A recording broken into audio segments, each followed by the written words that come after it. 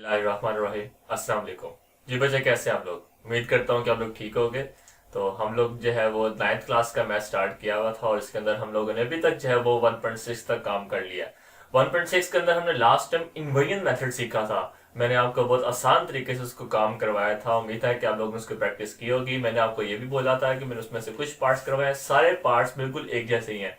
अगर आप में से किसी बच्चे को कोई पार्ट नहीं हो रहा, मुझे जरूर कमेंट कीजिए। और अगर आपसे कोई मिस्टेक नहीं निकाली जा रही तो हमारे फेसबुक के पेज study.pk वहां पे आप इनबॉक्स कीजिए उसकी पिक्चर कैप्चर करके। तो मैं आपकी गलती, आपको मिस्टेक बताऊंगा कि इसको कैसे बेहतर किया जा सकता है। ठीक है।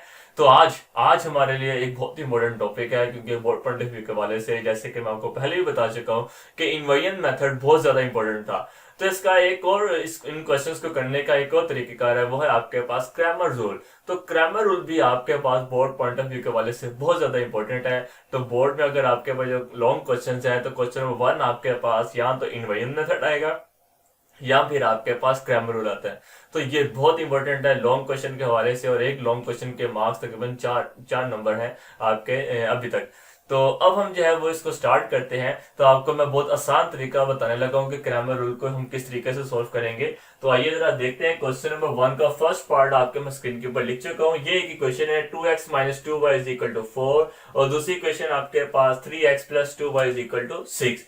तो बिल्कुल वैसे ही हम करेंगे। सबसे पहले क्या करना है, इसको मैट्रिक्स फॉर्म में कन्वर्ट करना होगा, जैसे कि हम पहले भी देख चुके हैं। तो हम यहां पर लिखेंगे कन्वर्ट इनटू मैट्रिक्स फॉर्म। तो उसका तरीकेकार आपके पास क्या था, बिल्कुल वैसे ही जैसे हमने इन्वर्जन मेथड में भी सीखा था। ठीक है। तो आपने इन सबके कोफिशिएंट लिखने होंगे। तो सबसे पहले x आ रहा है, इसका कोफिशिएंट आपके पास 2।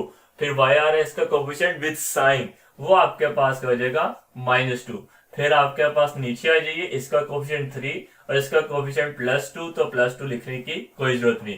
तो पहले वाले मैट्रिक्स में आपने वेरिएबल्स के कोफिशिएंट लिख देने हैं, अगले मैट्रिक्स में वेरिएबल खुद आ जाएंगे। ठीक हो गया। इस तरीके से इज इक्वल, और फिर लास्ट इज इक्वल के बाद हमारे पास जो मैट्रिक्स आता है, तो इस तरह जो कॉन्स्टेंट्स होते हैं वो इसके अंदर आ जाएंगे। तो ये हमारे पास तरीकेकार था कि कैसे इक्वेशंस को मैट्रिक्स फॉर्म में कन्वर्ट करते हैं। तो मैंने किया क्या कि भाई आपके पास इस एक्स कोफिशिएंट ये 2, यहां से ये -2, इधर से 3, इधर से 2, ये इसी तरतीब से मैंने इसको ऐसे लिख लिया। ठीक है। तो अब हम इसको नाम देते हैं। इसका नाम है a, इसका नाम है x इज इक्वल टू, इसको नाम हम कर देते हैं b। अब आपको याद होगा कि हमने इन्वर्जन मेथड में भी लास्ट टाइम यहां तक स्टेप वैसे ही किए थे, और मैंने आपको तब भी बताया था कि चाहे आपके पास इन्वर्जन मेथड हो और चाहे आपके पास जो क्रैमर रूल हो, यहां तक आपका काम सेम है। अगर इन्वर्जन मेथड होता तो ये उस तरफ जाके इनवर्स हो जाता, मल्टीप्लिकेटिव इनवर्स, तो हम उसको उस मेथड से सोल्व करते। लेकिन अब आपने इसको किस तरीके से सोल्व करना है क्रैमर रूल को, तो देखिए जरा, मैं आपको बहुत आसान तरीका बता रहा हूं। आपने सबसे पहले तो कर लेना है ए डिटर्मिनेंट फाइंड आउट कर लेना है। ठीक है। तो ए डिटर्मिनेंट फाइंड आउट कैसे करेंगे, ये हो जाएगा 2 × 2 -2 × 3। ठीक है। ए डिटर्मिनेंट तो आपको इन्वर्जन मेथड में भी निकालना। इसका निकालने का फायदा आपके पास ये होता है, सबसे पहले कि अगर आपके पास ये 0 आ गया तो इसका मतलब सोल्यूशन इज नॉट पॉसिबल, फिर आपने आगे कोई भी स्टेप नहीं करने। 2 to the 4 minus minus plus 3 to the 6, तो ये हो जाएगा आपके पास 10 which is not equal to 0, so solution is possible. ठीक है। तो ये अब हमें पता चल गया कि सॉल्यूशन आपके पास क्या पॉसिबल है। हमारे पास ए डिटर्मिनेंट आ चुका है। ठीक है। अब हमने करना क्या है कि आपको एक नया मैट्रिक्स फाइंड करना है, इससे हम बोलते हैं ए एक्स। ठीक है। तो ये कैसे आपने फाइंड आउट करना है वो हम जरा तरीकेकार देख लें। ए एक्स एक नया मैट्रिक्स है, वो जरा देख लें कैसे। तो आपके पास मैट्रिक्स ए ये है, तो एक कॉलम आपके पास ये है 2 3, और दूसरा कॉलम आपके पास ये है -2 और 2। ठीक है। आपने करना क्या है, ये बी वाला मैट्रिक्स 4 6 इसके अंदर एडजस्ट कर देना है। ठीक है। वो कैसे, आपने जब ax लिखना होगा तो पहले कॉलम 2 3 इसकी जगह पे लिख देना है 4 6, ये वाला। ठीक है। और बाकी जो मैट्रिक्स ए में -2 और 2 था वो वैसे का वैसे आ गया। किया क्या, मैंने सिर्फ 4 और 6 इसकी पोजीशन पे एंटर कर दिया, -2 और 2 तो देखें वो वैसे ही आ गया, 4 ऊपर 6 नीचे, -2 और 2 तो देखें 4 ऊपर 6 नीचे, -2 और 2 वैसे आ गया। ठीक है, एक चीज ये। दूसरा आपने ए वाई भी निकालना होगा। हम इसको पैरेलल साथ साथ भी कर सकते हैं, आप अलग-अलग कर लो तब भी कोई मसला नहीं, लेकिन जरा अगर हम पैरेलल करते हैं जरा काम आसान हो जाता है, जल्दी हो जाएगा। इस बार अब आपने करना क्या है कि पहले हमने 4 6 को पहले कॉलम में एंटर किया था, अब हम दूसरे कॉलम में एंटर करेंगे। तो अगर हम दूसरे कॉलम में इसकी जगह पे एंटर करेंगे तो पहली वाली वैल्यूज ए की वैसे के वैसे आ जाएंगी, इधर आ जाएगा 2, इधर आ जाएगा 3 और यहां पे आ जाएगा 4 और 6। तो ये आपके पास क्या हो गया, ए वाई। ठीक है, तो जरा दोबारा देख लीजिए मैंने किया क्या। आपने क्रैमर रूल के अंदर करना क्या है कि 4 6 जो आपके पास मैट्रिक्स पी होगा, इसको जब ए एक्स फाइंड करना होगा तो वो 4 6 इस तरफ आ जाएगा, और जब ए वाई फाइंड करना होगा तो वो 4 6 इस तरफ आ जाएगा। ठीक है, तो जरा दोबारा देख लीजिए, जब आपको ए एक्स फाइंड करना है तो 4 6 इस तरफ आ जाएगा, -2 और 2 वैसे ही वहां पे आप देख सकते हैं। जब आपको ए वाई फाइंड करना है तो 4 6 यहां पे आ जाएगा, 2 3 वैसे आ जाएंगे। ठीक है, यानी कि दोनों सूरतों में आपने लिखना मैट्रिक्स ए ही है, लेकिन 4 6 की वैल्यूज एक्स वाले में पहले आ जाएगी क्योंकि एक्स पहले आता है, और ए वाई वाले में वाई बाद में आता है, इसलिए वो 4 6 की वैल्यू बाद में आ जाएगी। ठीक है, तो एक काफी निशानियां मैंने आपको बता दी हैं कि किस तरीके से आपने इसको जो वो ए एक्स और ए वाई फाइंड करना है। ठीक है, आगे का काम आपके पास क्या है, आसानी है। तो जरा देखें जरा कैसे होगा। सबसे पहले आपने ए एक्स का भी डिटर्मिनेंट फाइंड कर लेना है। ठीक है, तो वो हो जाएगा 4 इंटू 2 माइनस 2 इंटू 6। ठीक है, 4 to the 8 minus minus plus and 6 to the 12, ये हो जाएगा आपके पास 20। ठीक हो गया, तो आपके पास ए डिटर्मिनेंट 0 ना आए, ए एक्स और ए वाई ये 0 आ सकते हैं। ठीक है, तो उसका कोई मसला नहीं है, सिर्फ ए डिटर्मिनेंट आपके पास 0 नहीं आना चाहिए। अब ए वाई डिटर्मिनेंट भी फाइंड आउट कर लेते हैं। ठीक है, तो वो हो जाएगा अब आपके पास 2 into 6 minus 4 into 3, 6 to the 12 minus 4 to the 12, ये आपस में कट गया, इज इक्वल टू 0। देखा मैंने आपको बोला था कि आपके पास ए एक्स और ए वाई 0 आ सकते हैं, तो यहाँ पर हमारे पास ए वाई 0 आ चुका है। ठीक है, तो सोल्यूशन पॉसिबल है। अगर आपके पास डिटर्मिनेंट ऑफ फेज ये 0 आता तब सोल्यूशन इज नॉट पॉसिबल, तब हम आगे कोई भी काम नहीं करते। ठीक है, चाहे आपके पास लॉन्ग में ही क्यों ना आ जाए। चले, तो ये अब हमारे पास डिटर्मिनेंट आ गए।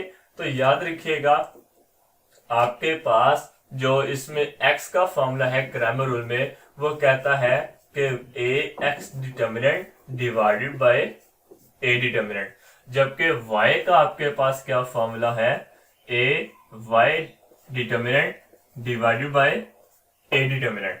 ठीक है, तो एक्चुअली आपके पास ये फॉर्मूला आप बेशक पहले लिख लें और आपको सिंपल इसकी वैल्यूज पुट करनी है, ए एक्स और ए एक्स डिटर्मिनेंट और ए डिटर्मिनेंट की। तो हमने इतना ज्यादा काम पर ए डिटर्मिनेंट फाइंड यहाँ पे कर लिया और ए एक्स और ए वाई डिटर्मिनेंट वहां पे फाइंड आउट कर लिए। ठीक है, तो अब हम क्या करेंगे, ए एक्स डिटर्मिनेंट की वैल्यू 20 वो ऊपर आ जाएगी और ए डिटर्मिनेंट की वैल्यू आपके पास क्या 10 वो नीचे आ गई। ठीक है, 0 0 से कट गया और x की वैल्यू आपके पास 2, यहाँ पे आपके पास क्या हो जाएगा, ए वाई की वैल्यू 0 डिवाइडेड बाय 10, क्योंकि 0 ऊपर आ चुका है तो आपके पास क्या होगा कि y की वैल्यू टोटल आपके पास क्या है 0 हो जाएगी। ठीक है, तो ये मेथड आपके पास क्रैमर रूल का। तो जरा देखिए मैंने किया क्या, आपने क्रैमर रूल में सबसे पहले इक्वेशंस को मैट्रिक्स फॉर्म में कन्वर्ट किया, उसको नाम दे दिए, ये वाला स्टेप आपके पहले भी सेम थे।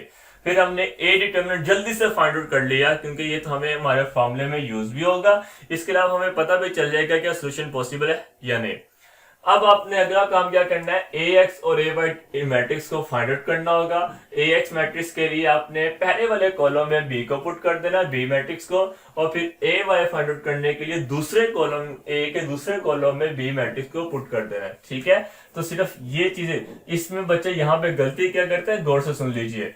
मैंने आपको पहले बोला क्योंकि x पहले आ रहा है ना, तो 4 6 ए एक्स वाले में पहले लिखा जाएगा और y बाद में आता है तो a y में 4 6 बाद में लिखा जाएगा। मैंने आपको इस तरीके से समझाया ना। बच्चे गलती क्या करते हैं, ax वाले में 4 6 को बाद में लिख देते हैं और ये हिस्सा, यानी कि ये मैट्रिक्स इधर ये मैट्रिक्स इधर उलट कर देते हैं। उलट करेंगे तो आंसर x और y के उलट आ जाएंगे। ठीक है, तो ये मिस्टेक है, इस चीज को बस याद रखिएगा कि आपके पास x वाले जब आपको ax फाइंड करना होगा तो b मैट्रिक्स की वैल्यूज पहले लिखी जाएंगी, जब आपको ay फाइंड करना होगा तो b मैट्रिक्स की वैल्यूज बाद में लिखी जाएंगी। आगे सिंपल दोनों के बारी बारी डिटर्मिनेंट फाइंड कर लें। Now put the formula, suit the values, solve the question.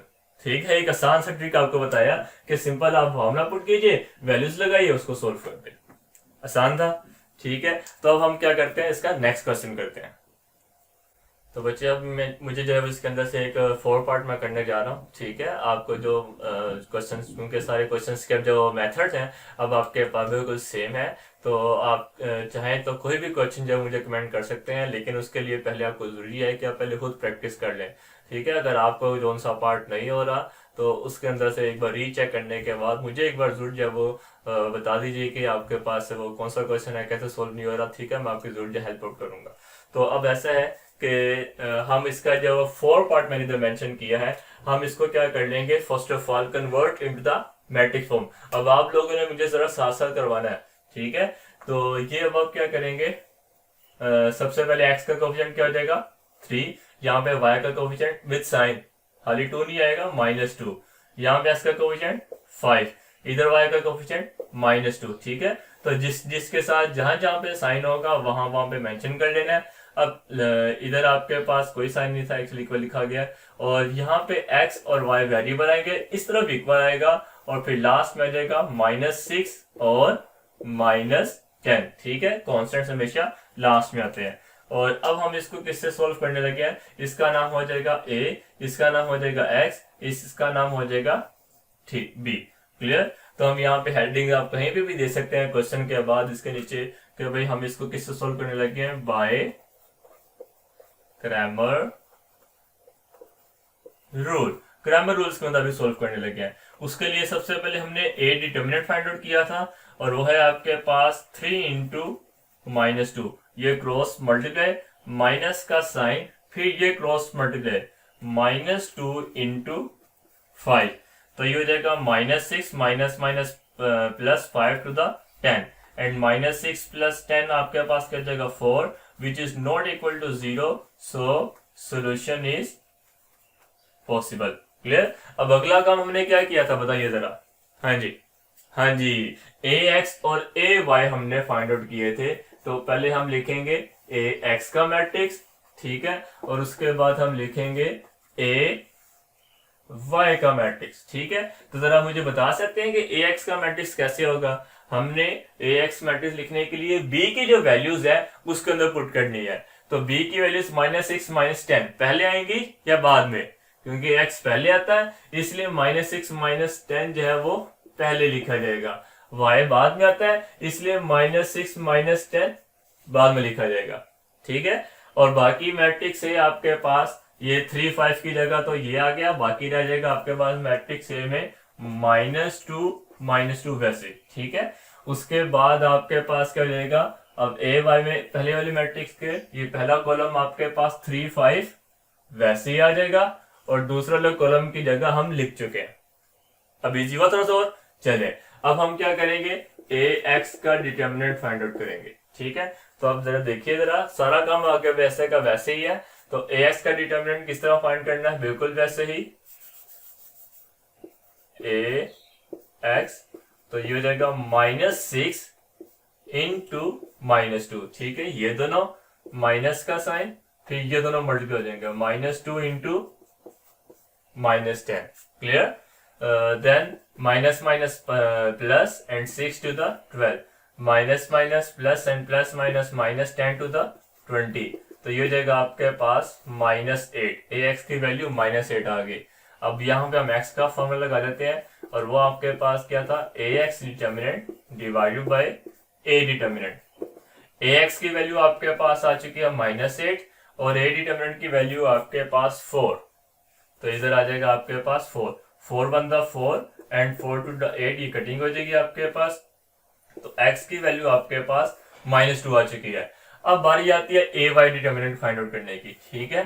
तो ए वाई डिटर्मिनेंट, उसके लिए बिल्कुल वैसे cross multiply, 3 into -10 minus -6 into 5, तो ये हो जाएगा -3 10 the 30 and minus minus plus and 6 5 the 30, तो ये कट जाएगा आपस में, तो ये भी क्या हो जाएगा, आपके पास 0 आंसर आ जाएगा। इट मींस y के जो फॉर्मूला है आपके पास A y determinant divided by A determinant, ठीक है। दोनों के नीचे ए डिटर्मिनेंट ही डिवाइड करेंगे। Now put the values, the value of determinant of A y is 0 divided by A determinant की वैल्यू आपके पास 4 थी, उसकी जगह 4 आ गया। अब चूंकि ऊपर आपके पास 0 आ गया तो इसका मतलब सारा आंसर ही 0 हो जाएगा। तो ये अब आपके पास क्या y का आंसर भी आ गया। तो बच्चे अब हम जो है इसका क्वेश्चन नंबर 1 का जो इसका लास्ट पार्ट में करने जा रहा हूँ, ठीक है। तो अगर आप में से अभी भी कोई मुश्किल इसका क्वेश्चन पार्ट लगता होगा तो मुझे जरूर कमेंट कीजिएगा, मैं आपको वो सोल्व करवा दूंगा, ठीक है। तो इसका जो लास्ट पार्ट है वो है 3x - 4y = 4x + 2y = 8 convert into the matrix form. तो ये हो जाएगा आपके पास x का कोफिशिएंट 3 -4y का कोफिशिएंट विद साइन -4, इस साइज का कोफिशिएंट कोई भी नहीं है, मतलब 1 आ जाएगा। और यहाँ पे y का कोफिशिएंट आपके पास क्या है, 2। उसके बाद नेक्स्ट मैट्रिक्स में आपके पास वेरिएबल्स लिखे जाएंगे, इज इक्वल डाल के जो लास्ट में मैट्रिक्स में कॉन्स्टेंट्स हम लिखते हैं वो आपके पास कुछ यूं आ जाएगा, ठीक है। तो अब हम इसको नाम दे देते हैं। पहले वाले मैट्रिक्स को हम हमेशा a ही लेते आ रहे हैं, इसका नाम हमेशा x है और इसका नाम हमने b ले लिया। Now first of all we take the a determinant, और वो अब आपके पास कैसे होगा, बिल्कुल वही मेथड है। 3 into 2 -4 into 1, 3 to the 6 minus plus and 4 1 the 4, which is equal to 10 and not equal to 0, so solution is possible। अगर इसका 5 पार्ट आपका क्रैमर और इन्वर्जन मेथड दोनों में आपके पास डिटर्मिनेंट 0 आएगा, ठीक है। तो आपने वहां पर लिख देना है सो सोल्यूशन इज नॉट पॉसिबल, और आपने आगे नहीं जाना, सिंपल वहीं तक लिखना, सोल्यूशन इज नॉट पॉसिबल, वहीं पे आपने एंडिंग लाइन लगा देनी है। Clear. Now we have to find the matrix ax and ay। ax, और वो आपके पास क्या हो जाएगा, पहले वाला कॉलम की जगह 4 8 लिखा जाएगा, ये वाला मैट्रिक्स, और बाकी इसकी जगह पे 4 8 आ गया, और इन दोनों ये दोनों वैल्यूज आपके पास वैसे आ जाएंगी -4 और 2, ठीक हो गया। और उसके बाद अब हम ए वाई की बारी आती है। ए वाई में अब आपके पास मैट्रिक्स ए, ये 3 1 तो एज इट इज आ जाएगा, और सेकंड वाले कॉलम की जगह पे क्या लिखा जाएगा, बी मैट्रिक्स की वैल्यूज वो है आपके पास 4 और 8, ठीक है। अब हम बारी बारी दोनों को डिटर्मिनेंट फाइंड आउट करते हैं, और क्योंकि हमारे पास फॉर्मूलाज में ये यूज हो रहे हैं, तो ये हो जाएगा अब आपके पास ax determinant is equal to 4 into 2 -4 into 8, 4 to the 8 minus plus and 8 for the 32, ये हो जाएगा आपके पास 40। और मैंने आपको बोला था कि ax और ay 0 आ सकते हैं, ठीक है, सिर्फ ये 0 ना है।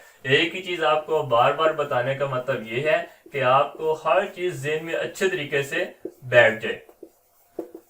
The formula ax determinant divided bye determinant, ax determinant की वैल्यू 40 डिवाइडेड बाय 10, इस 0 से कट गया, the value of x is 4। उसके बाद हम करते हैं इसको a y डिटर्मिनेंट को सॉल्व करते हैं, तो ये हो जाएगा आपके पास 3 इंटू 1 -4 इंटू 8। तो अगर आपके पास ये रजिस्टर पे जगह ना हो, आप बेशक इस हिस्से को आप पहले अलहदा फाइंड आउट कर लें, जब ये आ जाए फिर आप ए वाई मैट्रिक्स लिखे उस हिस्से को अलहदा फाइंड कर लें। ये अब आपका करने का तरीका है, प्रेजेंटेशन अब इसको जैसे मर्जी कर सकते हैं। तो ये हो जाएगा अब आपके पास ए वाई 3 1 द 3 -4 8 द, बल्कि ये 3 और 8 क्रॉस मल्टीप्लाई कुछ ऐसे होता है, 3 और 8 यूं, और 4 और 1 के साथ होना था, ठीक है। तो 3 8 द 24 -4 1 द 4, तो आपके पास आंसर आ जाएगा 20। देन फॉर्मूला लगाइए, y is equal to A y determinant divided by A determinant. तो y का आंसर आपके पास आ जाएगा 20 डिवाइडेड बाय 10, ये कट गया। So y is equal to 2। That's all. आसान था। उम्मीद करता हूँ कि आपको ग्रामर रूल आपको बहुत ज्यादा आसान लगा होगा। अगर किसी बच्चे को ना समझ आ रही हो तो मैं आपको बार बार कह रहा हूँ जरूर पूछिए, क्योंकि पूछने के बगैर मैथ नहीं आ सकता। ठीक है, तो आप अभी मैं आपको इजाजत चाहता हूँ। अल्लाह हाफिज।